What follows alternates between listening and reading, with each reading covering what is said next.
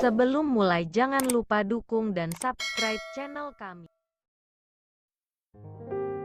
Sudah menjadi hukum sosial bahwa seseorang yang perbuatannya jelek dan sering menjadi gangguan bagi masyarakat, ia tidak akan diperdulikan lingkungannya ketika ia mengalami kesulitan atau bahkan meninggal.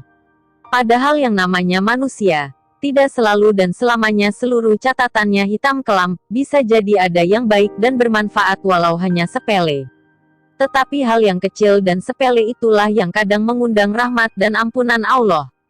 Pernah terjadi di Basroh, seorang pemabuk yang sangat buruk moralnya meninggal dunia.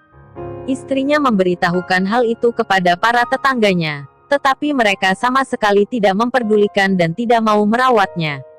Karena itu ia memanggil 4 orang buruh upahan untuk merawat jenazahnya dan kemudian membawanya ke musola. Tetapi sesampainya di sana tidak ada seorang pun yang hadir untuk menyolatkannya. Beberapa orang yang mengetahui hanya melihat dan membiarkannya setelah tahu siapa gerangan jenazah itu. 4 buruh itu pun tidak bisa melaksanakan sholat jenazah. Karena tidak tahu harus bagaimana, istrinya itu memerintahkan orang-orang upahan itu untuk membawanya ke pinggiran hutan dan menguburkannya di sana. Tidak jauh dari hutan tersebut ada sebuah bukit, yang di sana ada seseorang yang soleh dan sangat zuhud menyendiri untuk beribadah kepada Allah. Ia tidak pernah turun dan berkumpul di masyarakat kecuali untuk sholat Jumat. Entah bagaimana asal-muasalnya, tiba-tiba orang itu turun gunung dan mendatangi jenazah sang pemabuk yang tengah digali kuburannya itu, dan ia menyolatkannya. Setelah itu ia duduk menunggu untuk memakamkannya. Peristiwa turunnya sang soleh dan zahid dari pertapaannya di atas bukit itu menjadi berita menggemparkan bagi masyarakat sekitarnya. Mereka merasa takjub dan keheranan sehingga datang berduyun-duyun ke pinggiran hutan tersebut. Salah satu dari tokoh masyarakat tersebut menghampiri orang soleh tersebut dan berkata, "Wahai Tuan, mengapa engkau menyolatkan jenazah orang ini sedangkan ia orang yang sangat buruk dan banyak sekali berbuat dosa kepada Allah?" Orang soleh itu berkata, "Aku diperintahkan, tentunya melalui ilham turun ke tempat ini karena ada jenazah seseorang yang telah diampuni oleh Allah. Sedangkan tidak seorang pun di sana kecuali hanya istrinya."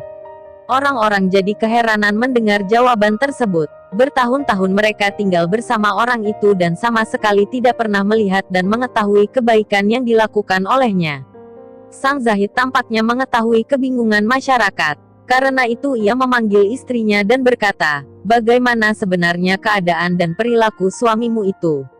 Sang istri berkata, "Seperti yang diketahui banyak orang, sepanjang hari ia hanya sibuk minum minuman keras atau khamer di kedai-kedai.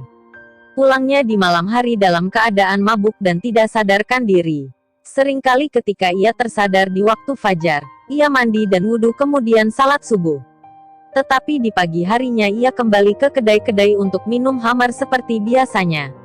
Hanya saja di rumah kami tidak pernah kosong dari 1 atau 2 orang anak yatim, yang ia sangat menyayanginya melebihi anaknya sendiri.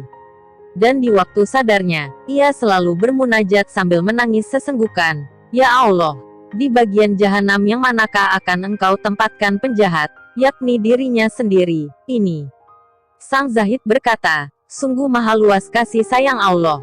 Mungkin karena sangat sedikitnya kebaikan yang dilakukannya sehingga merasa rendah dan hina di hadapan Allah. Dan juga kesabarannya menanggung kehinaan dan cibiran sinis dari lingkungannya, yang mengundang rahmat dan ampunan Allah.' Mendengar penjelasan itu, anggota masyarakat yang hadir segera ikut menyolatkan jenazah pemabuk tersebut, dan ikut serta menguburkannya.